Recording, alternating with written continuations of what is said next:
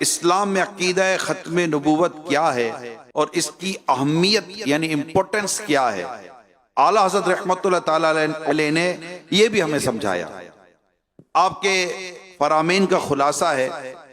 جب سے احمد مجتبیٰ محمد مصطفیٰ صلی اللہ علیہ وسلم دنیا میں تشریف لائے، اس وقت سے لے کر قیامت تک کوئی بھی شخص کسی بھی لحاظ سے کسی بھی زمانے میں ساتوں آسمانوں ساتوں زمینوں میں کائنات کے کسی بھی خطے میں کوئی نیا نبی نہیں آ سکتا۔